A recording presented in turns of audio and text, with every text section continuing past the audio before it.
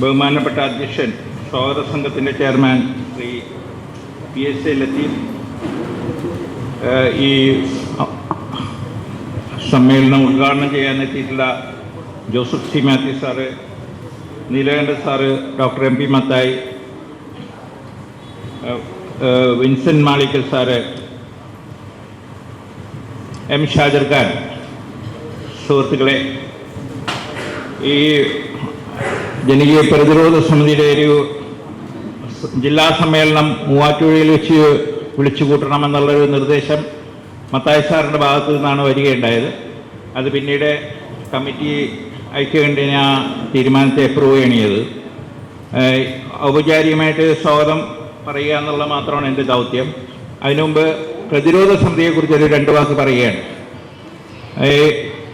ജനകീയ പ്രതിരോധ സമിതി സ്ഥാപിക്കുന്നത് ജസ്റ്റിസ് VR കൃഷ്ണയ്യറാണ്. ഏതാണ്ട് ഒരു 3 പതിറ്റാണ്ട് മുമ്പ് 1991-92 കാലഘട്ടങ്ങളിൽ ആണ് ഈ പ്രസ്ഥാനം രൂപപ്പെട്ടു വരുന്നത്. ഇത് കക്ഷി രാഷ്ട്രീയത്തിനുപരിയായി ജാതി മത പ്രാദേശിക താല്പര്യങ്ങൾക്കുപരിയായി ജനങ്ങളുടെ വിഷയങ്ങൾ ഏറ്റെടുത്ത് പ്രവർത്തിക്കുന്നൊരു പൊതു പ്ലാറ്റ്ഫോം എന്ന നിലയിലാണ്. അത് കാലത്തിൻ്റെ ഒരു സൂചനയാണ് ജസ്റ്റിസ് അയ്യർ മുന്നോട്ട് വെച്ചത്. ഇന്ന് നമുക്കറിയാം, ഇന്ത്യയിലുടനീളം ഈ വിദ്യാർത്ഥി യുവജന പ്രക്ഷോഭണത്തിൻ്റെ വിഷയം കത്തിക്കയറുന്ന ഒരു സാഹചര്യമാണ്.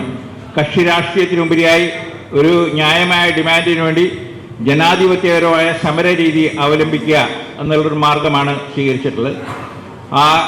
അത് മാത്രം നിങ്ങളുടെ മുമ്പിൽ അവതരിപ്പിച്ചുകൊണ്ട് ഈ സമ്മേളനത്തിന് ഇവിടെ എത്തിയിട്ടുള്ള എൻ്റെ ഉദ്ഘാടകൻ ജോസഫ് സി മാത്യു സാറ്, അതുപോലെ എൻ്റെ അധ്യക്ഷൻ ലത്തീഫ് സാറ്, M ഷാജർ ഖാൻ, പ്രതിരോധ സമിതിയുടെ സംസ്ഥാന general convener advocate CR Neelakantan sir, Vincent Malikkal, ബാക്കി യോഗത്തിൽ വേദിയിലും സദസ്സിലിരിക്കുന്ന ബഹുമാനീയരായ മുഴുവൻ ആളുകളെയും സ്വാഗതം ചെയ്തുകൊണ്ട് ഞാൻ വിരമിക്കുന്നു.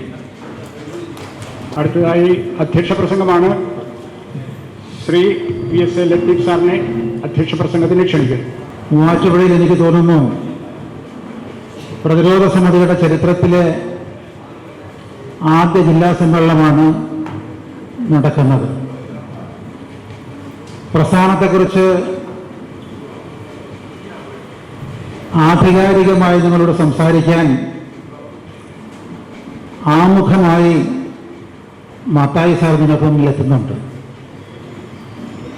സമയത്തിൻ്റെ കടിഞ്ഞാൻ എന്നെ നിയന്ത്രിക്കുന്നു എന്നുള്ളതുകൊണ്ട് അധ്യക്ഷ പ്രസംഗത്തിൽ അധിക വാചകങ്ങൾക്ക് ഞാൻ ഇടപെടുന്നില്ല. സ്വാഗത സംഘത്തിൻ്റെ ചെയർമാൻ എന്ന നിലയിൽ ഈ മൂവാറ്റുപുഴയിലെ സമ്മേളനം നിങ്ങൾക്ക് ഒരു അനുഭവമായി അവശേഷിക്കട്ടെ എന്ന് ഞാൻ ആഗ്രഹിക്കുന്നു. എറണാകുളം ജില്ലയുടെ വിവിധ ഭാഗങ്ങളിൽ നിന്ന് എത്തിച്ചേർന്നിട്ടുള്ള മുഴുവൻ പ്രതിനിധികളെയും പ്രസ്ഥാനത്തിന് നേതാക്കളായും അല്ലാതെയായും ക്ഷണിക്കപ്പെട്ട് ഇവിടെ എത്തിയിട്ടുള്ള ജനകീയ സമര നായകന്മാരെയും സ്വാഗത സംഘത്തിന് വേണ്ടി ഞാൻ അഭിവാദ്യം ചെയ്യുന്നു. ഈ സദസ്സ് മധുരം പകരുന്നതാണ്. ഈ പരിസരം നിങ്ങൾ ശ്രദ്ധിച്ചിട്ടുണ്ടാകും. വലതുവശത്ത് വനിതകൾക്കുള്ള ശുചിമുറിയുടെ ഭാഗത്തേക്ക് കടന്നവിടെ നിന്ന് നോക്കിയാൽ 2 ആറുകൾ ഒരുമിച്ചെത്തുന്ന കോതമംഗലത്തെ കോതയാറും അപ്പുറത്ത് നിന്ന് കാളിയാറും ചേർന്ന് കുടുങ്ങിയെത്തി മൂവാറ്റുപുഴയാറിനോട് തൊടുപുഴയാറിനോട് ചേരുന്ന സംഗമ കേന്ദ്രം കാണാം. അപ്പോൾ ത്രിവേണി സംഗമ കേന്ദ്രമായ മൂവാറ്റുപുഴയുടെ ഓരത്ത് നടക്കുന്ന ഈ സമ്മേളനം പഴയ ചരിത്രങ്ങളെ ഉണർത്തുകയും പുതിയ ചരിത്രം സൃഷ്ടിക്കാനുള്ള സന്ദർഭമാവുകയും ചെയ്യും എന്ന് ഞാൻ പ്രത്യാശിക്കുകയാണ്. കൂടുതലായി ഒന്നും പറയാൻ ആഗ്രഹിക്കുന്നില്ല. സമ്മേളനം വിജയകരമാകാൻ എല്ലാവരും സഹകരിക്കണം എന്ന് അഭ്യർത്ഥിക്കുന്നു. രജിസ്ട്രേഷൻ നമ്മൾ തൽക്കാലം നിർത്തിവെച്ചതാണ്. 11 മണിക്ക് സമ്മേളനം അവസാനിക്കും. വളരെ കൃത്യമായി എല്ലാ പ്രതിനിധികളും അതിനോട് സഹകരിക്കണം എന്നൊരു അഭ്യർത്ഥനയുണ്ട്. ഈ സമ്മേളനം 11 മണിക്ക് അവസാനിച്ചാൽ 15 മിനിറ്റ് ടീ ബ്രേക്കാണ്. ചെറിയൊരു വിശ്രമവും ചായയും. പിന്നീട് 4 ചർച്ചാ സമ്മേളനങ്ങളുണ്ട്. നിങ്ങൾ ശ്രദ്ധിച്ചിട്ടുണ്ടാവും. അതിനാണ് അച്ചടിച്ച് റൈറ്റിംഗ് പാഡിൽ അത് തന്നിട്ടുള്ളത്. 10 മണിക്ക് ആരംഭിച്ച് 5 മണിക്ക് അവസാനിക്കുന്ന 7 മണിക്കൂർ മാരത്തോൺ സമ്മേളനങ്ങളുടെ സഞ്ചയം, അല്ലെങ്കിൽ സമ്മേളനങ്ങളുടെ സമ്മേളനമാണ് ജില്ലാ സമ്മേളനം. അപ്പോൾ പ്രതിനിധികളുടെ പൂർണ്ണമായ സഹകരണം അഭ്യർത്ഥിക്കുകയാണ്. ചർച്ചാ സമ്മേളനങ്ങൾക്കെല്ലാം 3/4 മണിക്കൂർ 45 മിനിറ്റ് കൃത്യമായി വിഭജിച്ചിട്ടുണ്ട്. താഴേക്ക് ഇറങ്ങരുത്, എല്ലാം ഇവിടെ തന്നെയുണ്ട്. ചൂടുവെള്ളം മുതൽ ചായയും ഭക്ഷണവും ഉൾപ്പെടെ. താഴേക്ക് ഇറങ്ങാൻ 42 പടികളുണ്ട്, തിരിച്ചു കയറാൻ അങ്ങനെ 42. അപ്പോൾ 84 പടി കയറി ഇറങ്ങി ക്ഷീണിക്കാൻ തയ്യാറാവരുത്, അതൊരു അഭ്യർത്ഥന. മറ്റൊന്ന്, 5 മണി വരെ ഇവിടെ വന്നെത്തിയിട്ടുള്ള മുഴുവൻ പ്രവർത്തകരും ഹാളിനകത്തുണ്ടാവണം. കാരണം അച്ചടക്കമുള്ളൊരു പ്രസ്ഥാനത്തിൻ്റെ അടിസ്ഥാനം കുറിക്കുന്ന, ജില്ലയിലെ അടുത്ത വർഷത്തെ അടിസ്ഥാന പ്രവർത്തനങ്ങൾക്ക് രൂപം കൊടുക്കുന്ന സമ്മേളനമാണിത്. അപ്പോൾ അതിൽ പൂർണ്ണമായും സഹകരിക്കാൻ എല്ലാവരും തയ്യാറാവണം. ചില സുഹൃത്തുക്കൾ പറഞ്ഞു, ഉച്ച കഴിഞ്ഞാൽ ആൾ കുറവായിരിക്കാം. അങ്ങനെ ഞങ്ങൾ ആരും പ്രതീക്ഷിക്കുന്നില്ല. ഉച്ച കഴിഞ്ഞാലും അച്ചടക്കം പാലിച്ച് കാലത്ത് എത്തിയിട്ടുള്ള മുഴുവൻ ആളുകളും 5 വരെ ഉണ്ടാകും എന്നാണ് ഞങ്ങളുടെ പ്രതീക്ഷ. ആ പ്രതീക്ഷ തെറ്റിക്കരുത്. മൂവാറ്റുപുഴയുടെ അഭിമാനമായി ജില്ലാ പ്രതിരോധ സമിതിയുടെ എക്കാലത്തും ഓർമ്മിക്കാൻ കഴിയുന്ന ഊഷ്മളമായ ഉജ്ജ്വലമായ ഓർമ്മയായി ഈ സമ്മേളനത്തെ മാറ്റിത്തീർക്കണം എന്ന് അഭ്യർത്ഥിക്കുന്നു. നമസ്കാരം. ജയ് ഹിന്ദ്. അടുത്തതായി ജനകീയ പ്രതിരോധ സമിതിയുടെ സംസ്ഥാന അധ്യക്ഷൻ, മൂവാറ്റുപുഴയുടെ അഭിമാനം, ഡോക്ടർ MP മത്തായി സാറിനെ ആമുഖ പ്രഭാഷണത്തിനായി ക്ഷണിക്കുന്നു. എൻ്റെ പ്രിയ സഹോദരൻ ശ്രീ PSA ലത്തീഫ് ഉപയോഗിച്ച രീതിയിലുള്ള അത്യന്തം മൃദുലവും സാഹിത്യ സ്പർശിയുമായിട്ടുള്ള ഭാഷയിലൊന്നും സംസാരിക്കാനായിട്ട് ഞാൻ ഉദ്ദേശിക്കുന്നില്ല. ആദ്യമായിട്ട് ഈ മൂവാറ്റുപുഴയിലേക്ക് നിങ്ങളെല്ലാവരെയും ഒരിക്കൽ കൂടി സ്വാഗതം ചെയ്യുന്നു. പങ്കെടുക്കുന്ന എല്ലാ പ്രതിനിധികളെയും അഭിവാദ്യം ചെയ്യുന്നു. എന്തുകൊണ്ടാണ് ജനകീയ പ്രതിരോധ സമിതിയുടെ എറണാകുളം ജില്ലാ സമ്മേളനം ഇതിൻ്റെ സംസ്ഥാന അധ്യക്ഷൻ ഒഴികെ മറ്റാരും താമസിക്കാനില്ലാത്ത ഈ മൂവാറ്റുപുഴ പട്ടണത്തിൽ വെച്ച് നടത്തണം എന്ന് തീരുമാനിച്ചത് എന്നുള്ളത് ഒരു ദുരൂഹ സമസ്യയാണ്. ഇവിടെ ചിലർ അവകാശപ്പെടുന്നത് ഞാൻ ആവശ്യപ്പെട്ടിട്ടാണെന്നാണ്. എന്നോട് ഇതാരാണ് ആവശ്യപ്പെട്ടതെന്ന് ചോദിച്ചാൽ പലരും ആവശ്യപ്പെട്ടിട്ടുമുണ്ട്. ഏതായാലും ഇവിടെ വെച്ച് ഈ സമ്മേളനം നടത്തുന്നതിൻ്റെ കാരണം ഒരു വാക്കിൽ പറയാം. ജനകീയ പ്രതിരോധ സമിതി 1992 മുതൽ പ്രവർത്തിച്ചു വരുന്ന ഒരു ജനകീയ പ്രസ്ഥാനമാണ്. പലർക്കും സംഘടിത മേഖലകളിൽ സ്വാധീനമുള്ള ആളുകൾക്ക്, അംഗത്വമുള്ള ആളുകൾക്ക് അവരുടെ പ്രശ്നങ്ങൾ പറയുന്നതിന് വേദികളുണ്ട്. അവരുടെ പ്രശ്നങ്ങൾ ഏറ്റെടുക്കുന്നതിന് സ്വാധീനമുള്ള, അധികാരവുമായി ബന്ധപ്പെട്ടു പോകുന്ന ആളുകളുമുണ്ട്. അങ്ങനെയല്ലാത്ത ആളുകൾ, അസംഘടിതരായിട്ടുള്ള ആളുകൾ അവരുടെ ശബ്ദം ഏറ്റെടുത്ത് അത് അധികാര കേന്ദ്രങ്ങളിൽ ശക്തമായി ഉന്നയിച്ച് അതിന് നിവൃത്തിയുണ്ടാക്കി കൊടുക്കാൻ കഴിയാത്ത ഒരു വലിയ പറ്റം ആളുകൾ ഈ നാട്ടിലുണ്ട് എന്നുള്ളതാണ്. അവർക്ക് രാഷ്ട്രീയ സ്വാധീനമില്ല, ജാതിമത സംഘടനകളുടെ പിന്തുണയില്ല, സംഘടിത പ്രസ്ഥാനങ്ങളുടെ ഒരു പിൻബലമില്ല. അതുകൊണ്ട് അങ്ങനെ അവഗണിക്കപ്പെടുന്നൊരു വലിയ വിഭാഗം ആളുകൾ പലപ്പോഴും അവരുടെ ജീവൽ പ്രശ്നങ്ങളെ പറയുന്നതിന് വേദികളോ ഏറ്റെടുക്കുന്നതിന് ആളുകളോ ഇല്ലാതെ കഷ്ടപ്പെടുന്നുണ്ടെന്ന് മനസ്സിലാക്കിയ നമ്മളെല്ലാം ഒരു കാരണവരെ പോലെ ദീർഘകാലം ആദരിച്ച് കൊണ്ടു നടന്ന ജസ്റ്റിസ് VR കൃഷ്ണയ്യരാണ് ഇങ്ങനെ ഒരു പ്രസ്ഥാനം വേണം എന്ന് ആഗ്രഹിക്കുകയും അന്ന് കേരളത്തിൽ വളരെ പ്രമുഖരായിരുന്ന ആളുകളെ വിളിച്ചുകൂട്ടി ഇത് ആലോചിക്കുകയും ചെയ്തു. നെഹ്റുവിൻ്റെ ആദ്യത്തെ ക്യാബിനറ്റിൽ അംഗമായിരുന്ന ലക്ഷ്മിയൻ മേനോൻ, പൗലോസ് മാർ പൗലോസ്, അതുപോലെ അങ്ങനെയുള്ള, ഞാൻ പേര് പറഞ്ഞ സമയം കളയുന്നില്ല, അങ്ങനെയാണ് ഇത് ആരംഭിച്ചത്. ഇതുവരെയുള്ള ഈ കാലഘട്ടങ്ങളിലെ ചരിത്രം പരിശോധിച്ചാൽ ഈ ലക്ഷ്യം, അതായത് അസംഘടിതർക്കു വേണ്ടി ശബ്ദമുയർത്തുകയും അവരുടെ പ്രശ്നങ്ങൾ ഉന്നയിക്കുകയും അതിന് നിവൃത്തിയുണ്ടാക്കുകയും ചെയ്യുന്ന ഈ ദൗത്യം വളരെ ഫലപ്രദമായി ഏറ്റെടുത്ത് പ്രവർത്തിക്കാനായിട്ട് ജനകീയ പ്രതിരോധ സമിതിക്ക് സാധിച്ചിട്ടുണ്ടെന്നുള്ളതാണ്. അടുത്ത കാലത്തുണ്ടായ 2 കാര്യങ്ങൾ നമ്മൾ ഉദാഹരിക്കും. ഒന്ന് ഈ ആശാ സഹോദരിമാരുടെ സമരമാണ്. ആ സമരത്തിന് ജനകീയ പ്രതിരോധ സമിതി നൽകിയ പിന്തുണ, സഹകരണം, അവരുടെ ആ സമരം വിജയിക്കുന്നതിന് ഉള്ള മുഖ്യ കാരണങ്ങളിൽ ഒന്നാണ് എന്നെങ്കിലും ഞങ്ങൾ അവകാശപ്പെടുകയാണ്. മറ്റൊന്ന് കേരളയിൽ സിൽവർ ലൈൻ വിരുദ്ധ സമരമാണ്. അങ്ങനെ ഒരുപക്ഷെ സംഘടിത രാഷ്ട്രീയ പ്രസ്ഥാനങ്ങൾക്ക് ഏറ്റെടുത്ത് വിജയകരമായി പൂർത്തിയാക്കാൻ സാധിക്കാത്ത ജനങ്ങളുടെ അടിസ്ഥാന പ്രശ്നങ്ങൾ ഏറ്റെടുത്ത് അതിനെ സഫലമാക്കുന്നതിന് സാധിച്ച ഒരു പ്രസ്ഥാനമാണ് കേരള ജനകീയ പ്രതിരോധ സമിതി എന്ന് പറയുന്നത്. ഇതൊരു വാസ്തവമാണ്. ഈ രണ്ട് സമരങ്ങൾ തന്നെ അതിനുദാഹരണമായിട്ട് പറയാവുന്നതാണ്.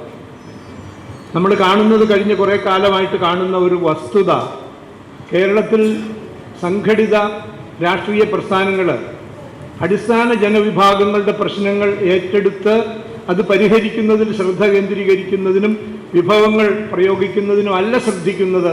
നേരെ മറിച്ച് സ്ഥാപിത താല്പര്യക്കാരുടെ വക്താക്കളായും അവർക്ക് സൗകര്യങ്ങൾ ഒരുക്കി കൊടുക്കുന്ന ഇടനിലക്കാരുമായി രാഷ്ട്രീയ പ്രസ്ഥാനങ്ങൾ മാറിപ്പോകുന്ന ദുഃഖകരമായ കാഴ്ച നമുക്കെല്ലാവർക്കും അതിൽ ഖേദമുണ്ട്.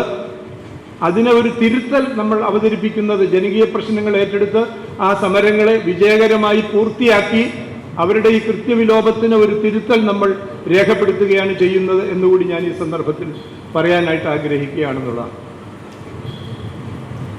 അതുകൊണ്ട് ഈ പ്രതിരോധ സമിതി ശക്തമായി മുന്നോട്ട് പോകേണ്ട ആവശ്യമുണ്ട്.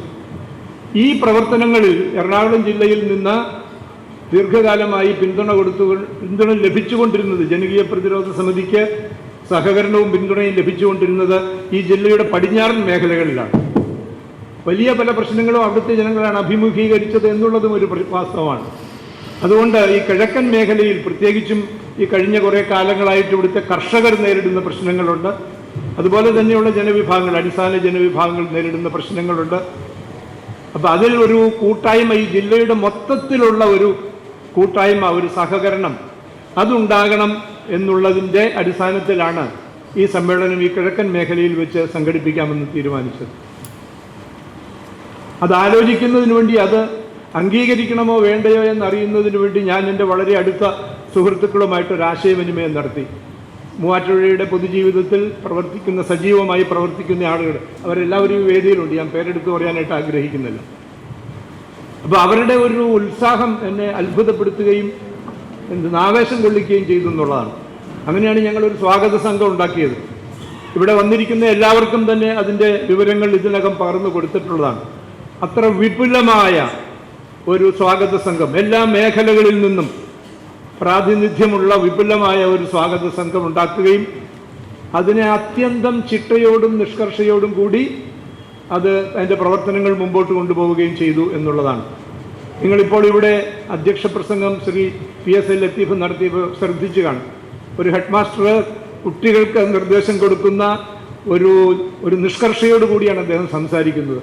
അദ്ദേഹം ഈ സ്വാഗത സംഘത്തെ നയിച്ചതും ആ രീതിയിലാണെന്ന് ഞാൻ ഈ സന്ദർഭത്തിൽ ഓർക്കുകയാണ്. അതുകൊണ്ടാണ് ഇത്രയും ക്രമീകൃതമായ രീതിയിൽ, ചിട്ടയായിട്ടുള്ള രീതിയിൽ ഈ പ്രവർത്തനങ്ങൾ നടത്താൻ സാധിച്ചത്. അത് എന്തെന്നാ പറയുക, എല്ലാ തലങ്ങളിൽ നിന്ന് ഇതിനകത്ത് പങ്കെടുക്കുന്ന ആളുകളുമുണ്ട്. ഞങ്ങൾ തീരുമാനിച്ചു വിവിധ മേഖലകളിൽ ചെറിയ ചെറിയ മേഖലാ സമിതികൾ ഉണ്ടാക്കണം.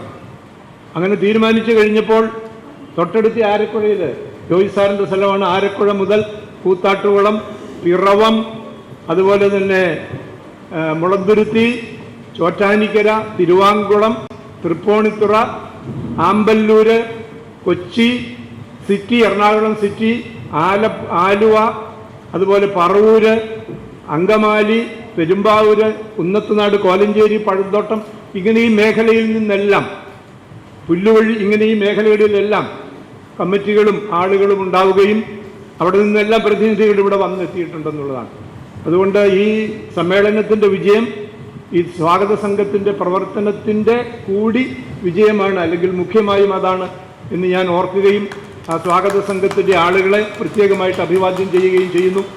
കൂടുതലായി ഞാനൊന്നും പറഞ്ഞ് സമയമെടുക്കുന്നില്ല. നമ്മളിതിൻ്റെ ഈ സമയക്ലിപ്തത എന്ന് പറയുന്നത് ഈ സമ്മേളനത്തിൻ്റെ വിജയത്തിൻ്റെ ഒരു മുഖ്യ കാര്യമാണെന്നുള്ളതുകൊണ്ട് ഇത്രയും ആമുഖമായി പറഞ്ഞ്, ഈ സമ്മേളനത്തിൻ്റെ വിജയമെന്ന് പറയുന്നത് ഇതിനകത്ത് 4 വിഷയങ്ങൾ നമ്മൾ പഠനത്തിനായിട്ട് വെച്ചിട്ടുണ്ട്. ഞാൻ അതേപറ്റി ഒരു കാര്യം കൂടി പറഞ്ഞ് അവസാനിപ്പിക്കും. ഈ കാലത്ത് ഈ പ്രതികരണ പ്രവർത്തനങ്ങൾ ഫലപ്രദമാകണമെങ്കിൽ അത് വ്യക്തമായ വിവരങ്ങളുടെയും അറിവിൻ്റെയും അടിസ്ഥാനത്തിലായിരിക്കേണ്ടത് ആവശ്യമാണെന്നുള്ളതാണ്. നമ്മൾ ഈ പ്രശ്നങ്ങൾ, നമ്മൾ നേരിടുന്ന പ്രശ്നങ്ങൾ മുമ്പ് പറയുന്നത് പോലെ വളരെ പൊതുവിൽ പറഞ്ഞ് പോയാൽ ആളുകൾ ശ്രദ്ധിക്കുകയോ ആളുകൾ അതിനോടൊപ്പം ചേരുകയോ ചെയ്യുന്നതായിട്ട് നമ്മൾ കാണുന്നില്ല. അതുകൊണ്ട് അവരെ കാര്യങ്ങൾ ബോധ്യപ്പെടുത്തണമെങ്കിൽ ഈ നോളജ് സൊസൈറ്റിയിൽ, ഒരു വിജ്ഞാന സമൂഹത്തിൽ ജീവിക്കുന്ന ആളുകളോട് വിവരങ്ങളുടെയും അറിവിൻ്റെയും അടിസ്ഥാനത്തിൽ സംവദിക്കേണ്ട ആവശ്യമുണ്ടെന്നുള്ളതാണ്. അതുകൊണ്ടാണ് നമ്മൾ 4 വിഷയങ്ങൾ ഇവിടെ മുഖ്യമായും ചർച്ചയ്ക്ക്, ഞാൻ വിഷയങ്ങൾ പറയുന്നില്ല, അത് നോട്ടീസിൽ സ്പഷ്ടമാക്കിയിട്ടുള്ളതാണ്. അപ്പം അതിൻ്റെ അടിസ്ഥാനത്തിൽ നടക്കുന്ന ചർച്ചകളിൽ നിന്ന് കിട്ടുന്ന വിവരങ്ങൾ നിങ്ങൾ കുറിച്ചെടുക്കുകയും ഈ 4 പ്രശ്നങ്ങൾ മുൻനിർത്തിക്കൊണ്ടാണ് വരുന്ന വർഷങ്ങളിൽ ഈ ജനകീയ പ്രതിരോധ സമിതി സംസ്ഥാന തലത്തിലും ജില്ലാ തലങ്ങളിലും മുമ്പോട്ട് പോകാനായിട്ട് ഉദ്ദേശിക്കുന്നത്. അതുകൊണ്ട് വിഷയങ്ങൾ തിരഞ്ഞെടുത്തത് വെറുതെ 4 വിഷയങ്ങൾ വീണ് കിട്ടി തിരഞ്ഞെടുത്തതല്ല. നമ്മൾ നേരിടുന്ന അനേകം പ്രശ്നങ്ങളിൽ മുഖ്യമായും ഏറ്റെടുത്ത് നമ്മൾ പ്രതിരോധിക്കുകയും സംഘാടനം നടത്തുകയും ചെയ്യേണ്ട 4 പ്രശ്നങ്ങൾ നമ്മൾ മുന്നോട്ട് വയ്ക്കുകയാണ് ചെയ്യുന്നത്.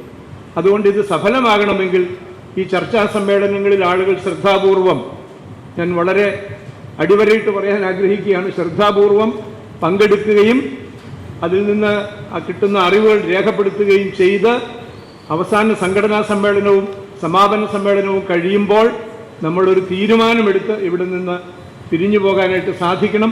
അതിന് നിങ്ങൾ ഒരുങ്ങിയിരിക്കണം. അതിനു വേണ്ട പ്രാഥമികമായ ഒരുക്കങ്ങളെല്ലാം, വളരെ മോഡിയിലുള്ള ഒരുക്കങ്ങളല്ല, വളരെ പ്രാഥമികമായ ഒരുക്കങ്ങൾ, സൗകര്യങ്ങളെല്ലാം ഞങ്ങളിവിടെ ചെയ്തിട്ടുണ്ട്. ചെയ്യാൻ കഴിയുന്നതിൻ്റെ പരമാവധി ഞങ്ങളിവിടെ ചെയ്തിട്ടുണ്ട്. അതിനുള്ള പരിമിതികളുണ്ടെന്നുള്ളത് എനിക്കറിയാം. ആ പരിമിതികൾ ദയവായി ക്ഷമിച്ചും സഹിച്ചും ഈ സമ്മേളനവുമായി സഹകരിക്കണം എന്ന് അഭ്യർത്ഥിച്ചുകൊണ്ട് ഞാൻ എൻ്റെ വാക്കുകൾ ഉപസംഹരിക്കുന്നു. എല്ലാവർക്കും ഒരിക്കൽ കൂടി അഭിവാദ്യങ്ങൾ അർപ്പിക്കുന്നു. നന്ദി doctor M P Mathai sir. വളരെ സൂക്ഷ്മമായും വളരെ വിശകലനാത്മകമായും കൃത്യതയോടെ കേരളീയ സമൂഹത്തിലും ഭാരതത്തിലും സംഭവിക്കുന്ന കാര്യങ്ങളെക്കുറിച്ച് അഭിപ്രായങ്ങൾ പറയുകയും പഠിക്കുകയും ചെയ്യുന്ന ശ്രീ ജോസഫ് സി മാത്യു ആണ് ഇന്ന് മുഖ്യപ്രഭാഷണം നടത്തുന്നത്. അദ്ദേഹത്തെ ക്ഷണിക്കുന്നു. ബഹുമാനപ്പെട്ട അധ്യക്ഷൻ, വേദിയിലെ സദസ്സിലുള്ള ബഹുമാന്യരെ, ഇവിടെ ഈ സമ്മേളനത്തിൽ പങ്കെടുക്കുന്നതിൽ എനിക്ക് പല കാരണങ്ങൾ കൊണ്ട് വളരെ സന്തോഷമുണ്ട്.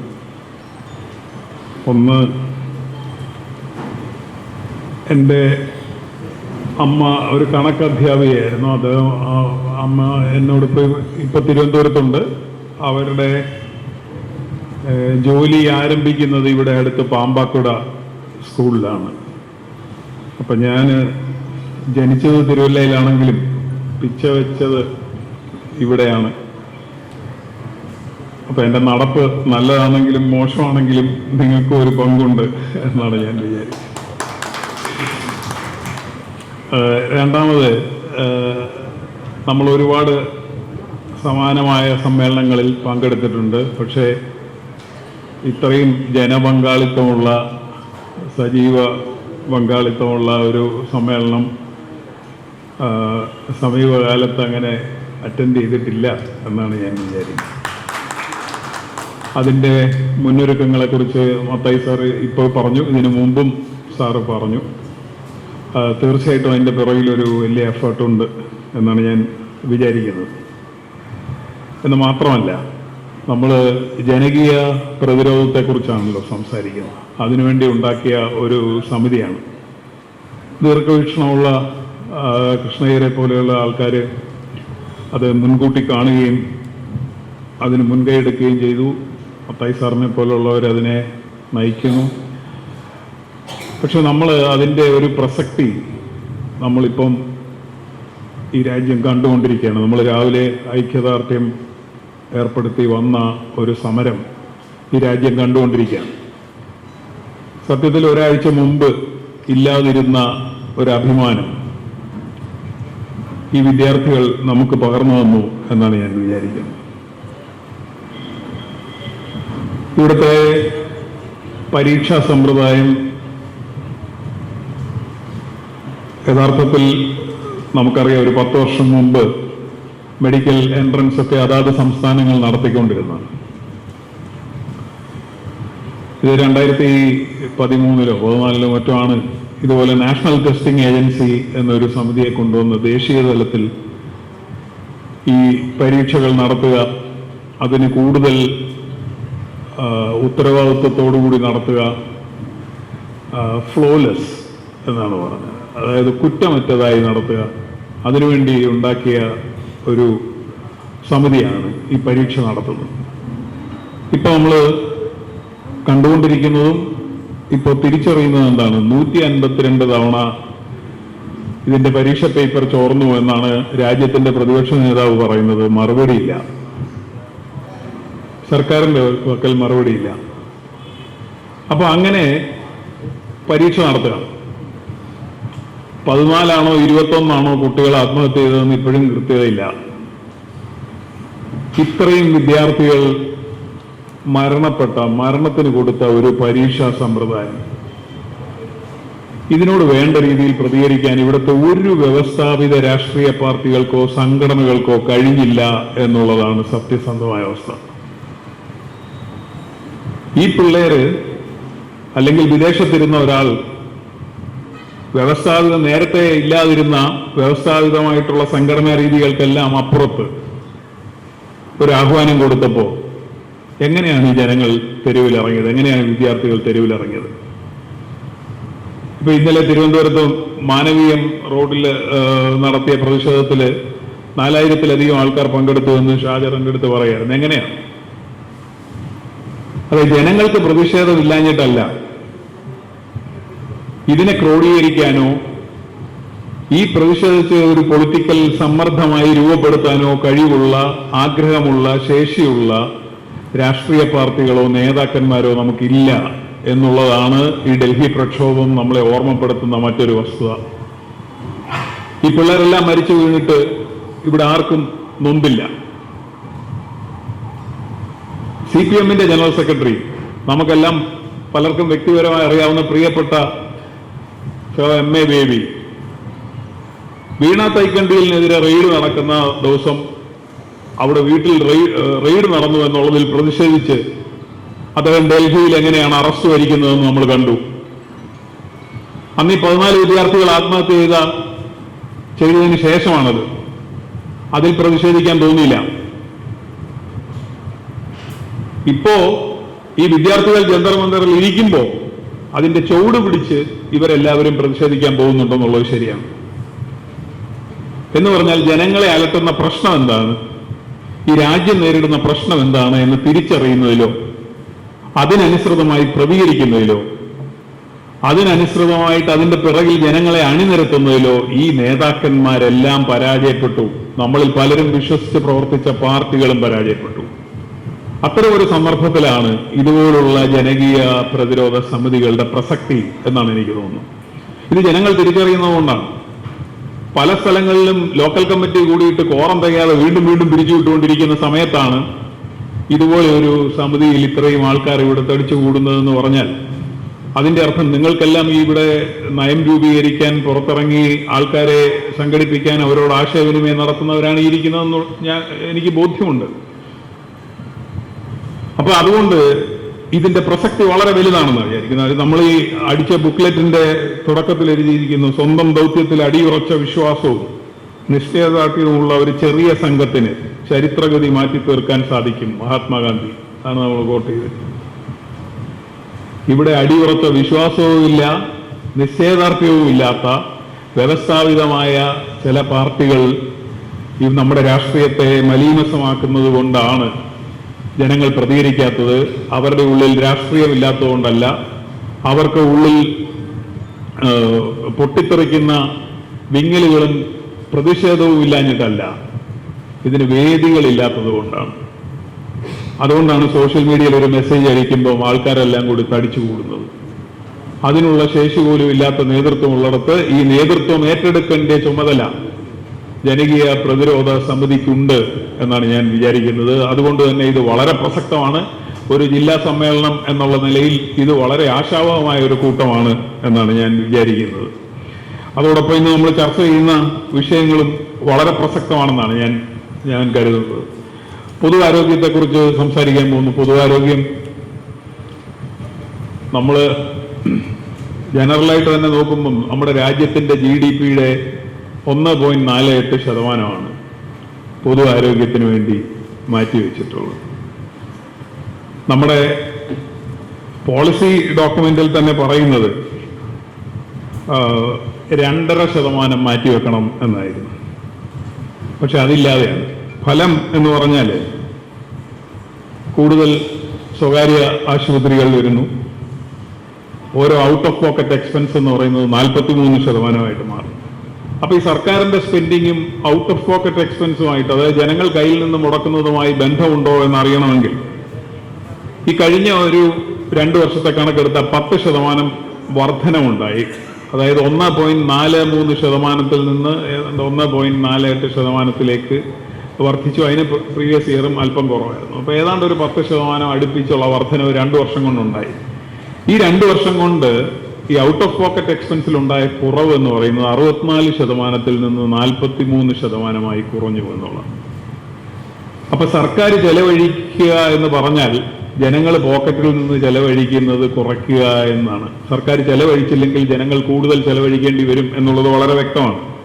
ഇന്ത്യയിലെ കണക്ക് ആണ് നമ്മൾ പറഞ്ഞെങ്കിൽ കേരളത്തിലെ കണക്ക് നോക്കിക്കഴിഞ്ഞാൽ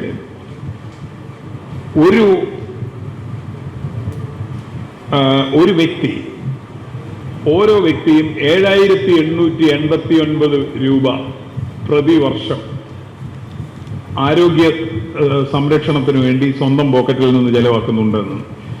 ഒരു പ്രാവശ്യം ഹോസ്പിറ്റലൈസ് ചെയ്യുമ്പം 35,338 രൂപ ഓരോ ഹോസ്പിറ്റലൈസേഷനും ചെലവാകുന്നുണ്ട്. അതായത് സർക്കാർ മേഖലയിലാണെങ്കിൽ 9,318, പ്രൈവറ്റ് മേഖലയിലാണെങ്കിൽ 51,350. ഒരു ഹോസ്പിറ്റലൈസേഷന്റെ ആവറേജ് കോസ്റ്റാണ് നമ്മളിപ്പോൾ. ഇങ്ങനെയുള്ള പൊതു ആരോഗ്യ രംഗത്താണ് നമ്മൾ കാണുന്ന ഇത്. വിശദമായി ഇവിടെ ചർച്ച ചെയ്യാൻ പോകുന്നതാണ്, ഞാൻ അതിലേക്ക് പോകുന്നില്ല. നമ്മൾ ഈ കാണുന്ന ഈ പ്രശ്നങ്ങളെല്ലാം ഉണ്ടാകുന്നത് നമ്മുടെ ഇൻഫെക്ഷ്യസ് ഡിസീസിന്റെ കാര്യങ്ങൾ, നിപ്പയെ കുറിച്ച് നമ്മൾ നിപ്പയെ കീഴടക്കി എന്നാണ് നമ്മൾ പറയുക. ഞാൻ സമയക്കുറവ് കൊണ്ട് പോകുന്നില്ല, നമുക്ക് എല്ലാം കൂടെ അരമണിക്കൂറിൽ തീർക്കേണ്ടതാണ്. അപ്പോൾ ഞാൻ 10 മിനിറ്റ് കൂടുതൽ എടുക്കാൻ കഴിയില്ല എന്ന് സമയക്രമം എന്നോട് പറയുന്നുണ്ട്. അതുപോലെ തന്നെ ലഹരിയുടെ വിഷയങ്ങൾ, വികസനവും അതിൻ്റെ കുടിയൊഴിപ്പിക്കലുമായി ബന്ധപ്പെട്ട പ്രശ്നങ്ങൾ, കർഷക പ്രതിസന്ധിയുടെ വിഷയം, ഇതെല്ലാം വളരെ പ്രസക്തമായ വിഷയങ്ങളാണ്. കർഷക വിഷയങ്ങളിൽ നമ്മൾ നെൽകർഷകരുടെ വിഷയങ്ങൾ പലതും നമ്മൾ ഏറ്റെടുത്ത് സമരം ചെയ്യുന്ന സമയത്ത് അതിനോടെല്ലാം ഈ സർക്കാർ, കേന്ദ്ര സംസ്ഥാന സർക്കാരുകൾ പുറം തിരിഞ്ഞു നിൽക്കുകയാണ്. സത്യത്തിൽ ഈ നെല്ലിന്റെ താങ്ങുവില നിശ്ചയിക്കുന്നതിൽ സംസ്ഥാനത്തിനൊരു വിഹിതമുണ്ട്, കേന്ദ്രത്തിനൊരു വിഹിതമുണ്ട്. കേന്ദ്ര വിഹിതം 18 രൂപ കിലോനുമായിരുന്നിടത്ത് അപ്പോൾ അത് 28 രൂപയാക്കാൻ ഏതാണ്ട് 9 രൂപ സംസ്ഥാന ഗവൺമെന്റ് 9 രൂപ 53 പൈസ എന്നാണ് എൻ്റെ ഓർമ്മ. 9 മുകളിൽ അത്രയും രൂപ അവര് സംസ്ഥാന സർക്കാർ കൊടുത്തുകൊണ്ടിരുന്നതാണ്. പക്ഷേ കേന്ദ്ര വിഹിതം വർദ്ധിപ്പിക്കുമ്പോൾ കേന്ദ്രം അത് 21 രൂപയാക്കുമ്പോൾ സംസ്ഥാനം ചെയ്യുക 9.7 ആക്കും, വീണ്ടും കുറയ്ക്കും. അതായത് എങ്ങനെയാണോ കർഷകന് കിട്ടുന്നത് ഒട്ടും കൂടാൻ പാടില്ല, സംസ്ഥാനം കുറച്ചുകൊണ്ടിരിക്കുക. ഇതുപോലെ ഇവിടുത്തെ കൃഷിയെ മുഴുവൻ കൈകാര്യം ചെയ്തുകൊണ്ടിരുന്നതാണ്. അങ്ങനെ ചെയ്യുമ്പോൾ സംസ്ഥാന സർക്കാരിനെ കുറ്റം പറഞ്ഞുകൊണ്ടിരിക്കുന്ന ഘട്ടത്തിലാണ് കേന്ദ്ര സർക്കാരിന്റെ ഒരു നോട്ടിഫിക്കേഷൻ, ഒരു കത്ത് സംസ്ഥാന സർക്കാരിന് വരുന്നത്. ഇപ്പോൾ തന്നെ നെൽകൃഷി ഇവിടെ ധാരാളം ഉണ്ട്, അതുകൊണ്ട് മില്ലറ്റോ അതുപോലത്തെ കൃഷിക്കല്ലാതെ നെൽകൃഷിക്ക് എടുക്കുന്ന സർക്കാരിന്റെ ആനുകൂല്യം കൊടുക്കേണ്ടതില്ല എന്നൊരു കത്ത്. അപ്പൊ ഈ മോങ്ങാനിരുന്ന നായുടെ വില തേങ്ങ വീണു എന്ന് പറയുന്ന പോലെ ഇത് എങ്ങനെയും വെട്ടിക്കുറയ്ക്കാനിരിക്കുന്ന സംസ്ഥാന സർക്കാരിന് ഈ ഒരു കത്തും കൂടെ കിട്ടിയാൽ എന്താ അവർ ചെയ്യുക എന്നാലോചിച്ചു. ഇതൊരു ഘടകം. അതേപോലെ തന്നെ നെല്ലിന്റെ ഭൂപരിധി സംബന്ധിച്ചുള്ള ഒരുപാട് കാര്യങ്ങൾ കർഷകർ ഉന്നയിക്കുന്നുണ്ട്. അപ്പൊ ഈ കൃഷി നഷ്ടമാണ് ഈ പ്രശ്നം ഉണ്ടാകുന്നു എന്നുള്ളതെല്ലാം വിട്ടിട്ട് ഈ ഭൂപരിധി ഒഴിവാക്കി കൊടുക്കണം എന്നുള്ളത് മാത്രം എടുത്തുകൊണ്ടാണ് ഇപ്പോഴത്തെ സംസ്ഥാന സർക്കാർ ഭൂനിയമങ്ങളിൽ വ്യാപകമായ മാറ്റം വരുത്തും എന്ന് പറയുന്നിടത്ത് അവർ തീർച്ചയായിട്ടും മുഖ്യമന്ത്രി പ്രത്യേകിച്ച് ആലോചിച്ചുകൊണ്ടിരിക്കുന്നത് ഭൂപരിധി എടുത്തു കളയുക അല്ലെങ്കിൽ അത് ഇപ്പോഴുള്ളതിൽ നിന്ന് വർദ്ധിപ്പിച്ചു കൊടുക്കുക എന്നുള്ളതാണ്. ഇത് ഇപ്പോഴത്തെ സർക്കാരിൻ്റെ ഒരു പരിഗണനാ വിഷയങ്ങളിൽ പ്രഥമ പരിഗണനയിൽ ഇരിക്കുന്ന ഒന്നാണ് എന്നാണ് ഞാൻ വിചാരിക്കുന്നത്. ഇതിൻ്റെ ഒരു കാരണമായിട്ട് അവർ പറയുന്നത് നെൽകർഷകർ പലരും 15 ഏക്കർ എന്ന് പറയുന്നത് അപര്യാപ്തമാണ്, പാട്ടത്തിനടുത്താണ് കൃഷി ചെയ്യുന്നത്, അതുകൊണ്ട് ഭൂവിസ്തൃതി കൂടുതൽ വേണം എന്ന് പറയുന്നു എന്നുള്ളതാണ് ഒരു അവസരമായി ഉപയോഗിക്കുന്നത്. ഇതിനോട് ചേർത്തും കൂടി വേണം നമ്മൾ ഈ ഡെവലപ്മെന്റൽ വിഷയങ്ങളിൽ പുനരധിവാസത്തെക്കുറിച്ചും കൂടി സംസാരിക്കാൻ. നമ്മുടെ ഒരു സംസ്ഥാനം ഒരു ചതുരശ്ര കിലോമീറ്ററിൽ ഏതാണ്ട് 848 എന്നാണ് എൻ്റെ ഓർമ്മ, 800 മുകളിലാണ്. ഇത്രയും അധികം ആൾക്കാർ വസിക്കുന്ന ഒരു സ്ഥലമാണ്. മഹാരാഷ്ട്രയിൽ 305, ഗുജറാത്തിൽ 350, ചൈനയിൽ 181, ഇങ്ങനത്തെ കണക്കുള്ളിടത്താണ് കേരളത്തിന്റെ ഡെൻസിറ്റി ഓഫ് പോപ്പുലേഷൻ ഇത്രയാണ് എന്ന് നമ്മൾ വിചാരിക്കും. കേരളത്തിലെ ഏത് വികസന പദ്ധതിയെക്കുറിച്ച് ആലോചിക്കുമ്പോഴും 2 കാര്യങ്ങൾ നമ്മൾ പരിഗണിക്കാതെ നമുക്ക് വികസനത്തെക്കുറിച്ച് ആലോചിക്കാൻ കഴിയില്ല. ഒന്ന്, ഇതിന്റെ ഭൂപ്രകൃതിയാണ്. സമുദ്രനിരപ്പിൽ നിന്ന് ഏതാനും മീറ്ററുകൾ താഴെയുള്ള കുട്ടനാട്ടിൽ നമ്മളിപ്പോൾ ഇവിടുന്ന് മൂന്നാർ, ഇടുക്കി മലനിരവ് ഏതാണ്ട് 2400 മീറ്റർ ഉയരമുള്ള ഈ ഭൂപ്രദേശവും തമ്മിലുള്ള ദൂരം എന്ന് പറയുന്നത് നമുക്കറിയാം 160-170 കിലോമീറ്ററാണ്. അപ്പൊ ഇത് യഥാർത്ഥത്തിൽ ഒരു സമചതുരം പോലെയാണ്. ഈ സമചതുരത്തിന്റെ കർണം പോലെ, ഹൈപ്പോട്ടന്യൂസ് പോലെ കിടക്കുന്ന ഒരു ഭൂപ്രദേശമാണ് കേരളം എന്ന് നമുക്കറിയാം. ഇങ്ങനെ ചരിഞ്ഞു കിടക്കുന്ന, അല്പം കടലിലേക്ക് ഇറങ്ങി നിൽക്കുന്ന ഈ ഭൂപ്രദേശത്താണ് നമ്മൾ വികസന പദ്ധതികൾ ആലോചിക്കുന്നതെന്നുള്ളത്. ഏത് തുരങ്കപാത വന്നാലും എയർപോർട്ട് വന്നാലും എല്ലാം നമ്മൾ ആലോചിക്കേണ്ട കാര്യമാണ്. ഇത് ഒരു കാര്യം. രണ്ടാമത്തെ കാര്യം, ഇവിടെ വരുന്ന ഈ നേരത്തെ പറഞ്ഞ ഡെൻസിറ്റി ഓഫ് പോപ്പുലേഷൻ അനുസരിച്ച് ഒരു ചതുരശ്ര കിലോമീറ്ററിൽ 848 പേര് താമസിക്കുന്ന വളരെ അപൂർവം, അങ്ങനത്തെ ഒരു സ്ഥലം ഉണ്ടോ എന്ന് തന്നെ സംശയമാണ്. അങ്ങനെയുള്ള സ്ഥലത്ത് ഈ ഓരോ പദ്ധതിക്ക് സ്ഥലം എടുക്കുമ്പോഴും വീണ്ടും ഇവർക്കുള്ള അവൈലബിൾ സ്പേസ് കുറയുകയാണ്. ഞാൻ ഇതുകൊണ്ടാണ് നേരത്തെ ഭൂപരിധിയുടെ കാര്യവും കൂടി പറഞ്ഞത്. അപ്പൊ ഇതിനെ കണക്കിലെടുക്കാതെ ഇവിടെയുള്ള മുഴുവൻ ആൾക്കാർക്കും അധിവസിക്കാനുള്ള പുരയിടം ഇവിടെ വേണം. അത് പുരയിടമായിരിക്കണം, പുര വെക്കാനുള്ള ഇടം. ഇവിടുത്തെ വ്യവസായങ്ങൾക്ക് വേണ്ടുന്ന പുരയിടം ഇവിടെ ഉണ്ടാവണം. അപ്പൊ പുരയിടങ്ങളുടെ പരിധി തീരുമാനിക്കുന്നത് ജനസംഖ്യാനുപാതികമായിട്ടായിരിക്കണം. ഒരാൾക്ക് 15 ഏക്കർ പുരയിടം, വേറൊരാൾക്ക് 15 ഏക്കർ പാടം എന്ന് പറയുന്നത് അശാസ്ത്രീയമാണ്. പാടത്ത് വീട് വെക്കാൻ പറ്റില്ല എന്ന് നമുക്കറിയാം. സത്യത്തിൽ നമ്മൾ ആലോചിക്കേണ്ടത് നമ്മുടെ ഭൂമിയുടെ സ്വഭാവത്തിനനുസരിച്ചൊരു വേർതിരിവ് ഉണ്ടാവുകയും ഭൂമിയുടെ ആ ക്യാരക്ടറിനനുസരിച്ചുള്ള പരിധി നിശ്ചയിക്കുകയും ചെയ്യുന്നതിലാണ്. പുരയിടങ്ങൾക്കൊരു പരിധി, പാടത്തിന് വേറൊരു പരിധി.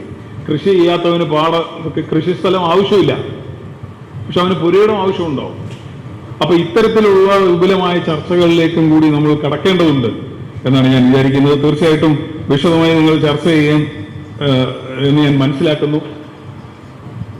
ഈ സമ്മേളനവും ഈ ചർച്ചയും ഉദ്ഘാടനം ചെയ്തതായി പ്രഖ്യാപിച്ചുകൊണ്ട് ഞാൻ അവസാനിപ്പിക്കുന്നു. പ്രൊഫസർ കെ അരവിന്ദാക്ഷൻ സാറിന്റെ ഒരു വോയിസ് മെസ്സേജ് ഉണ്ട്, അത് ഹ്രസ്വമാണ്, കേൾപ്പിക്കുന്നതിനായിട്ട് ക്ഷണിക്കും. നമ്മളിവിടെ ഇന്ന് കൂടിച്ചേർന്നിരിക്കുന്നത് സുപ്രധാനമായ ഒരു സമ്മേളനമായിട്ടാണ്. എനിക്ക് പൊതുവെ ജില്ലാ സമ്മേളനം എന്ന നിലയ്ക്കാണ് നമ്മളിവിടെ യോഗം ചേർന്നത്. ഈ സമ്മേളനത്തിൽ പരിഗണിക്കപ്പെടേണ്ട ഏതാനും വിഷയങ്ങളെക്കുറിച്ച് മാത്രമേ ഞാൻ സൂചിപ്പിക്കാൻ ഉദ്ദേശിക്കുള്ളൂ. ഈ ജനകീയ പൊതുവെ സംവിധാനം തന്നെ ജീവൻ വയ്ക്കുന്നത് അതിന് ഏതും പാലുമെല്ലാം കൊടുത്ത് വളർത്തിയെടുക്കുകയും എല്ലാം നമ്മൾ വിട്ടുകൊടുത്തുപോയ ജസ്റ്റിസ് ബി ആർ കൃഷ്ണയ്യരായിരുന്നു. അദ്ദേഹത്തിന്റെ ലക്ഷ്യം ജനകീയ പ്രശ്നങ്ങൾ അധികാരത്തിലിരിക്കുന്ന സംസ്ഥാന കേന്ദ്ര സർക്കാരുകൾ വേണ്ടത്ര ശ്രദ്ധിക്കാതെ വരുമ്പോൾ അതിന് ജനങ്ങളുടെ സമാധാനപരമായ കൂടിച്ചേരലും അവരുടെ പ്രത്യക്ഷ നടപടികളിലൂടെയും സർക്കാരിന്റെ ശ്രദ്ധ അതിലേക്ക് ആകർഷിക്കാനുള്ള ഒരു സംവിധാനം നൽകിയതാണ് ജനകീയ പുരോഗതി സമിതി എന്ന ഒരു സംവിധാനത്തിന് രൂപം നൽകിയത്. ആ സമിതി ആദ്യമായി ടേക്കപ്പ് ചെയ്തൊരു വിഷയം മൂലമ്പള്ളിയിൽ നിന്നും ഇന്റർനാഷണൽ കണ്ടെയ്നർ ടെർമിനലിന് വേണ്ടി കുടിയിറക്കപ്പെട്ട 316 കുടുംബങ്ങളെ 7 വില്ലേജുകളിലായി കുടിയിറക്കപ്പെട്ടവരെ പുനരധിവസിപ്പിക്കുക എന്ന ആ പ്രശ്നവുമായി ബന്ധപ്പെട്ടാണ്. ഈ വിഷയത്തിൽ അവിടുത്തെ ജനങ്ങളുമായി നേരിട്ട് സംവദിക്കാനും അവരുടെ പ്രശ്നങ്ങൾ നേരിട്ട് മനസ്സിലാക്കാനും ക്രിസ്മസ് കാലങ്ങളിലും തിരുവോണ കാലങ്ങളിലും എല്ലാം തന്നെ നിരവധി വട്ടം ജസ്റ്റിസ് കൃഷിയെ അതിന്റെ പ്രവർത്തകരോടൊപ്പം ഈ കുടുംബങ്ങളുമായി ആശയവിനിമയം നടത്തിയിട്ടുള്ളതാണ് എന്നുള്ള കാര്യം ഈ അവസരത്തിൽ ഓർക്കാതിരിക്കാൻ വയ്യ. ഇതിലെല്ലാമായിട്ടും 2008 സംഭവിച്ച ഈ അനീതി ഇപ്പോഴും പരിഹരിക്കപ്പെട്ടിട്ടില്ല. ഇതിനിടെ 40ഓളം പേർ സ്വന്തം വീടുകളിലല്ലാതെ മരണമടയേണ്ട ഒരു ഗതികേടുമുണ്ടായി. ഇതിനായി കണ്ടെത്തിയിട്ടുള്ള 2-3 പ്ലോട്ടുകളുണ്ട്. ആ പ്ലോട്ട് ഒരു വീട് വയ്ക്കാൻ സൗകര്യമില്ലാത്ത രീതിയിൽ ചെവിക്കുണ്ടായിട്ട് കിടക്കാനിപ്പോൾ. അത് മണ്ണിട്ട് നികത്തി പുനരധിവാസത്തിന് യോഗ്യമായ ഭൂമിയായി മാറ്റുക എന്നുള്ളതാണ് അടിയന്തരമായി ചെയ്യേണ്ട ഒരു കടമ. അത് ഇതുവരെ ചെയ്തിട്ടില്ല. ഈ സർക്കാർ അധികാരത്തിൽ വന്നതിന് ശേഷം പ്രദേശകാവ് എന്ന് പറയുന്ന ആ പ്രദേശത്തുണ്ടായിരുന്ന കുടിയെടുപ്പുകളുടെ പ്രശ്നം വളരെ സുസ്ഥിരമായി പരിഹരിച്ചതിൽ ഈ സർക്കാരിനെ നിങ്ങൾ ഈ വിഷയവുമായി ബന്ധപ്പെട്ടുള്ള കാര്യത്തിൽ അഭിനന്ദിക്കുകയാണ്. പ്രദേശകാവിലെ ജനങ്ങളെ പുനഃസംഘടിപ്പിക്കുന്ന കാഴ്ച അതേ താല്പര്യം കുറച്ചുകൂടി മുൻകാല പ്രാബല്യത്തോടെ മൂലമ്പള്ളിയിൽ അടക്കമുള്ള 7 വില്ലേജുകളിലെ ജനങ്ങളോട് കാണിക്കണം എന്നാണ് എനിക്ക് അഭ്യർത്ഥിക്കാനുള്ളത്. ഇതാണ് കൃഷ്ണയെ കുറിച്ച് ഓർക്കുമ്പോൾ പറയാനുള്ള ഒരു കാര്യം. 2, കൃഷ്ണയെ ഏറ്റവും അധികം പ്രാധാന്യം കൊടുത്ത് പ്രകടിപ്പിക്കുന്ന കാര്യം കളമശ്ശേരിയിലെ മെഡിക്കൽ കോളേജിനോട് അനുബന്ധമായി പുതിയ കെട്ടിടം പണിയുമ്പോൾ അതിൽ ഒരു കെട്ടിടം അല്ലെങ്കിൽ കെട്ടിടത്തിന്റെ ഒരു ഭാഗം ക്യാൻസർ ചികിത്സയ്ക്ക് മാത്രമല്ല ക്യാൻസർ രോഗവുമായി ബന്ധപ്പെട്ട ഗവേഷണ പ്രോത്സാഹനത്തിനും കൂടി വിനിയോഗിക്കപ്പെടണം എന്നായിരുന്നു കൃഷിയുടെ ആഗ്രഹം. വേറൊന്നുമല്ല, ക്യാൻസർ സെന്ററുണ്ട് തിരുവനന്തപുരത്ത്, അതുപോലെ തന്നെ മലബാർ ബ്രാഞ്ചിലും ക്യാൻസർ റിസർച്ച് സെന്ററും എല്ലാമുണ്ട്. മധ്യ കേരളത്തിൽ ജനങ്ങൾക്കാണ് ഒന്നിനും തെക്കോട്ട് പോകണം അല്ലെങ്കിൽ വടക്കോട്ട് പോകണം ക്യാൻസർ ചികിത്സയ്ക്ക് വേണ്ടിയിട്ട്. അതിൽ നിന്ന് ഒഴിവാക്കാൻ വേണ്ടി ഈ മെഡിക്കൽ കോളേജിൽ ഒരു ക്യാൻസർ സെന്റർ പ്രത്യേകം തുടങ്ങണമെന്നും ആണ് അന്ന് justice Krishnagiri, professor N K Prasad, doctor Leelavathi, പരേതനായ doctor professor N K Sanu തുടങ്ങിയവരോടൊപ്പം വില്ലേജ് മെയിൻ റോഡിലിരുന്ന് സത്യാഗ്രഹം ഇരുന്ന കാര്യങ്ങൾ ഇപ്പോഴും അതിൽ പങ്കെടുത്ത ഒരു വ്യക്തി എന്ന നിലയിൽ എന്റെ മനസ്സിൽ ഇപ്പോഴും ഉണ്ട്. ആ കൃഷ്ണയുടെ പേര് ആ റിസർച്ച് സെന്ററിന് ഇടണം എന്നുകൂടി ഈ യോഗം ഒരു പ്രമേയം പാസാക്കി ഇപ്പോഴത്തെ ഗുരുവായൂർ സമർപ്പിക്കണം എന്നാണ് ഞാൻ ആഗ്രഹിക്കുന്നത്. നമ്മളിപ്പോൾ കേട്ടത് ഈ സംഘടനയുടെ സംസ്ഥാന രക്ഷാധികാരി, മുൻ സംസ്ഥാന പ്രസിഡന്റ് പ്രൊഫസർ കെ അരവിന്ദാക്ഷൻ അവരുടേതാണ്. അടുത്ത് സംസാരിക്കേണ്ടത് മൂവാറ്റുപുഴ നഗരമാതാവ് എന്ന് പറയാം ശ്രീമതി ജോയിസ് മേരി ആന്റണിയുടെ ആശംസാ പ്രസംഗമാണ്. അവർ ഇന്നലെ രാത്രി സുഖമില്ലാതെ ഡോക്ടറെ കാണേണ്ടതൊക്കെ ആയിട്ട് വന്ന സാഹചര്യമുണ്ട്, എത്താൻ കഴിയില്ല എന്നറിയിച്ചിരിക്കുന്നു. ജോയിസ് മേരിയുടെ ആശംസകൾ നിങ്ങളെ അറിയിക്കുന്നു. ശ്രീ CR നീലകണ്ഠൻ ഉൾപ്പെടെയുള്ള ആളുകൾ ഇവിടെ ഉണ്ട്. അടുത്ത് സംസാരിക്കുന്നതിന് അദ്ദേഹത്തെ ക്ഷണിക്കുന്നു. ആരും പരിചയപ്പെടുത്തേണ്ടതില്ല. പ്രമുഖനായ പരിസ്ഥിതി പ്രവർത്തകൻ, ജനകീയ സമരവേദികളിലെല്ലാം കാണാറുള്ള ആള്, നമുക്ക് എല്ലാ തരത്തിലും സുപരിചിതൻ. ഈ കോക്രോച്ച് വിഷയവുമായി ബന്ധപ്പെട്ട് ഞാൻ ജോസഫിനോടത് പറഞ്ഞു. കോക്രോച്ച് വിഷയവുമായി ബന്ധപ്പെട്ട് ഒരു ചാനൽ ചർച്ചയിൽ പങ്കെടുക്കുമ്പോൾ കേരളത്തിന്റെ ഒരു MP, പേരെന്നെ പറയാം, ജോൺ ബ്രിട്ടാസ്, ആ ചാനലിൽ മറുവശത്തുണ്ടായിരുന്നു. അദ്ദേഹം പറഞ്ഞൊരു വാചകം എന്നെ വല്ലാതെ ചിരിപ്പിച്ചു. ചിരിപ്പിക്കാൻ പാടില്ല ആ സമയത്ത്, കാരണം സമരം.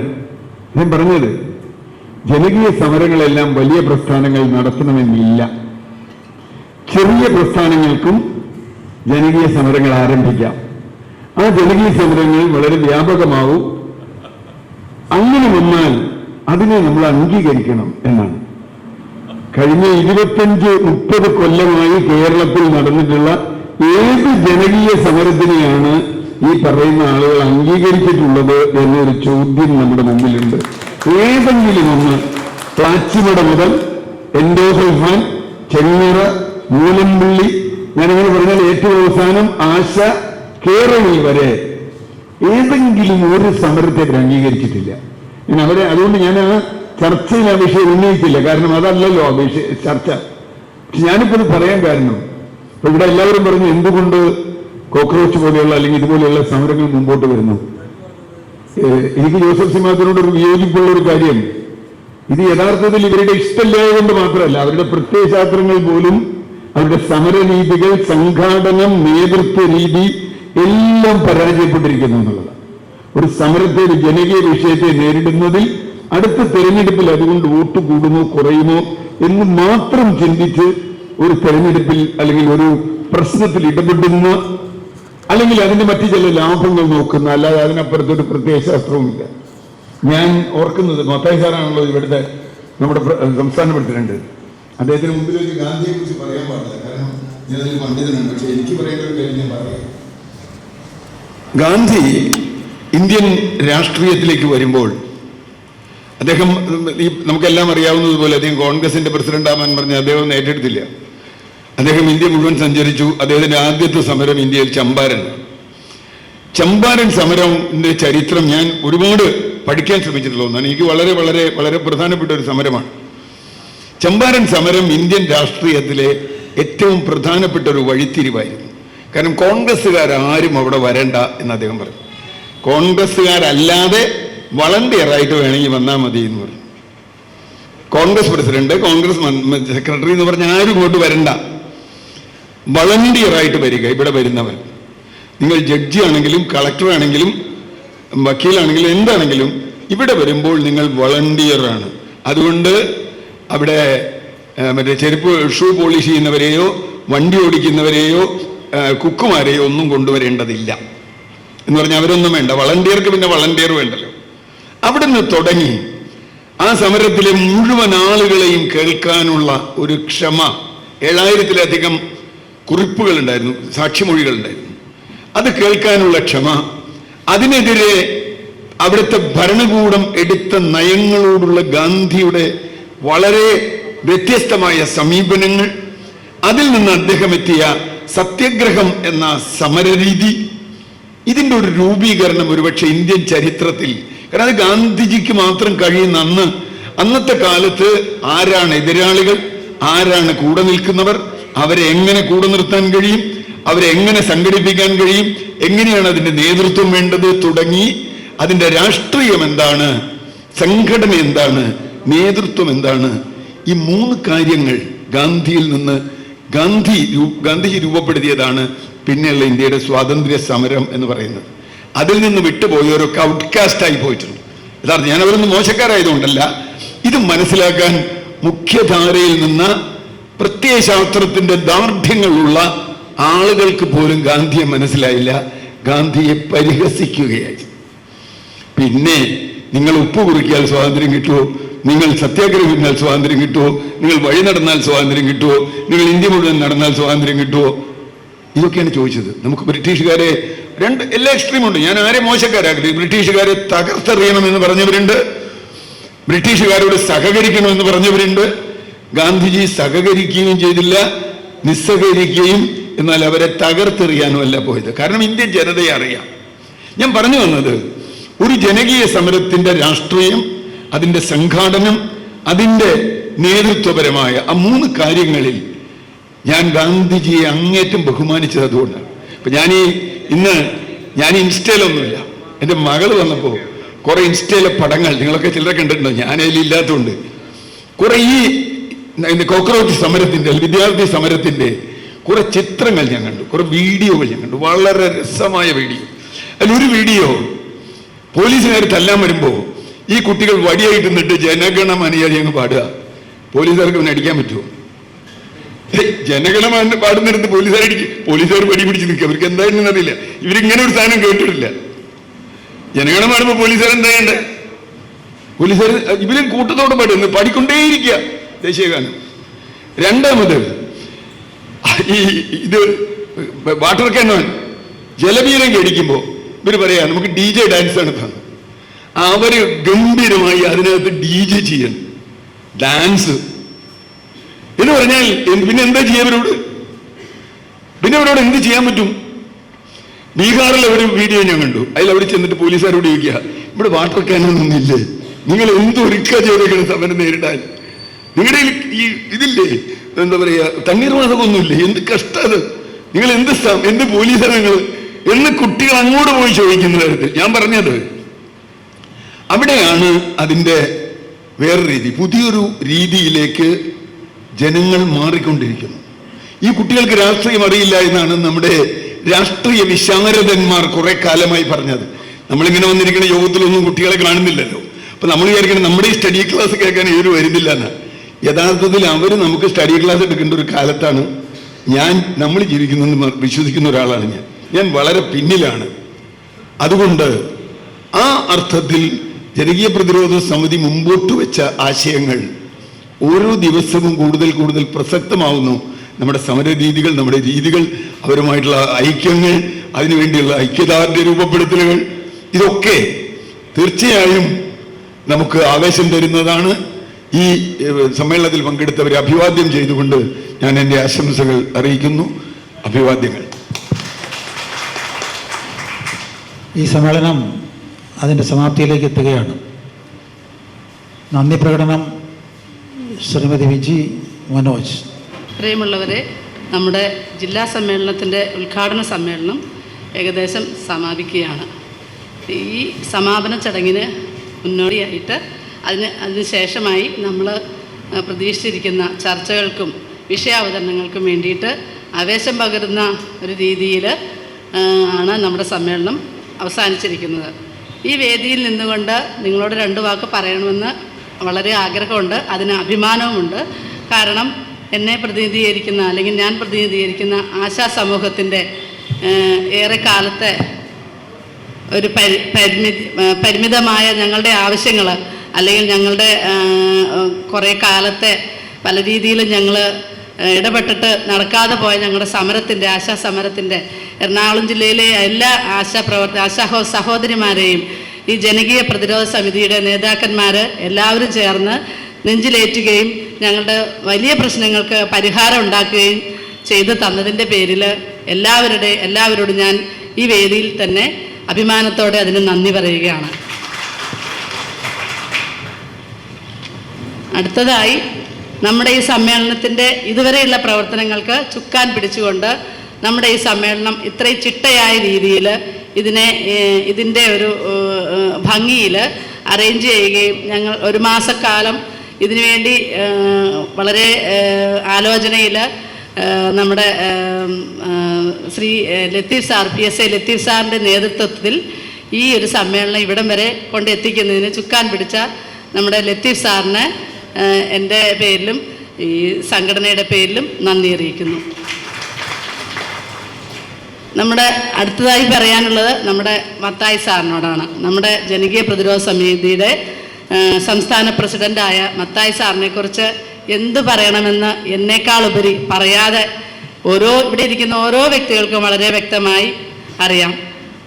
പറഞ്ഞതുപോലെ BR കൃഷ്ണയ്യർ സാറിൻ്റെ മുന്നിലും സാറിൻ്റെ മനസ്സിലും മത്തായി സാറിനെ പോലെയുള്ള പല വ്യക്തികളുടെ മനസ്സിലും ഉരുത്തിരിഞ്ഞ ഈ ഒരു സന്ദേശം, അല്ലെങ്കിൽ ഈ ഒരു വലിയ കാര്യം പൊതുജനങ്ങൾക്ക് വേണ്ടിയിട്ട്, പൊതുജനങ്ങളുടെ നന്മയ്ക്ക് വേണ്ടി പ്രവർത്തിക്കാൻ, കക്ഷി രാഷ്ട്രീയ ഭേദമന്യേ പ്രവർത്തിക്കാനായിട്ട് കഴിഞ്ഞതും നമ്മളെ ഓരോരുത്തരും അതിലേക്ക് കൈ പിടിച്ച് ഉയർത്തുകയും ചെയ്തിട്ടുള്ള നമ്മുടെ മത്തായി സാറിന് എൻ്റെ വ്യക്തിപരമായ പേരിലും ഈ സംഘടന പേരിലും നന്ദി അറിയിക്കുന്നു. ഈ സംഘടനയുടെ സംസ്ഥാന വൈസ് പ്രസിഡൻ്റായ CR നീലകണ്ഠൻ സാറിനെ എനിക്ക് പരിചയമുള്ളതിനേക്കാളേറെ വളരെ പരിചിതമായ ആളുകളാണ് ഇവിടെ ഇരിക്കുന്ന എല്ലാവർക്കും. ഞാൻ കൂടുതലായി സാറിനെക്കുറിച്ച് പ്രത്യേകിച്ച് ഒന്നും പറയുന്നില്ല. സാറിനെയും ഈ യോഗത്തിൻ്റെ പേരിൽ നന്ദി അറിയിക്കുന്നു. നമ്മുടെ സമ്മേളനം ഉദ്ഘാടനം ചെയ്യാനെത്തിയിട്ടുള്ള ജോസഫ് C. മാത്യു സാറിനെ ഞാൻ ആദ്യമായി കാണുന്നത് ആശമാരുടെ സമരവേദിയിൽ തന്നെയായിരുന്നു. സാറ് ഞങ്ങൾ 9 മാസത്തോളം അവിടെ സമരം ചെയ്തിട്ടുണ്ടെങ്കിൽ സാറ് ശരിക്കും പറഞ്ഞാൽ 8 മാസം അവിടെ തന്നെ ഉണ്ടായിരുന്നു, അല്ലെങ്കിൽ 9 മാസം അവിടെ തന്നെ ഉണ്ടായിരുന്നു എന്നാണ് ഞാൻ മനസ്സിലാക്കുന്നത്. ഈ ആളുകളെല്ലാവരും, ആശമാരെ അടക്കമുള്ള എല്ലാവരുടെയും കൂടെ ഈ വേദിയിലിരിക്കുന്നവരും, അല്ലെങ്കിൽ ജനകീയ പ്രതിരോധ സമിതിയുടെ എല്ലാ ആളുകളും, ഞാൻ ഇവിടെ വന്നപ്പോഴാണ് ശരിയായത് മനസ്സിലാക്കിയത്. ഇവിടെ ഇരിക്കുന്ന ഓരോ വ്യക്തികളും ഒരു പ്രാവശ്യമെങ്കിലും ആശമാരുടെ ആ ദുഃഖത്തിൽ അല്ലെങ്കിൽ ആശമാരുടെ ആ വിഷമത നേരിട്ടറിയാൻ വേണ്ടി വരികയും ആശമാർക്ക് നല്ല രീതിയിലുള്ള ആശ്വാസം പകരുകയും ചെയ്തിട്ടുള്ള ഓരോ വ്യക്തികളാണ്. അതിൽ ജോസഫ് സി മാത്യു സാറിനെ ഞാൻ ഈ യോഗത്തിൻ്റെ പേരിൽ നന്ദി പറയുന്നു. അടുത്തായി അരവിന്ദാഷ്. അതെ, സമയക്കുറവ് മൂലം ഓരോ വ്യക്തികൾക്കും പ്രത്യേകമായി നന്ദി പറയണം എന്ന ആഗ്രഹമുണ്ട്. എന്നിരുന്നാലും ഇവിടെ എത്തിച്ചേർന്നിട്ടുള്ള നമ്മുടെ ഈ വേദിയിലിരിക്കുന്ന എല്ലാവർക്കും ഒറ്റവാക്കിൽ നന്ദി അറിയിക്കുന്നു. അതുപോലെ തന്നെ ഈ പരിപാടി ശ്രവിക്കാൻ വന്നിട്ടുള്ള എല്ലാവരും സാറ് പറഞ്ഞതുപോലെ വൈകുന്നേരം വരെയാണ് നമ്മുടെ പരിപാടി, 5 മണി വരെയാണ്. ആ പരിപാടി മുഴുവനായി കേട്ട് ഇതിന് ക്ഷമയോടെ ഇരിക്കണമെന്ന് പറഞ്ഞുകൊണ്ട് എല്ലാവർക്കും നന്ദി അറിയിച്ചുകൊണ്ട് നിർത്തുന്നു. നന്ദി, നമസ്കാരം.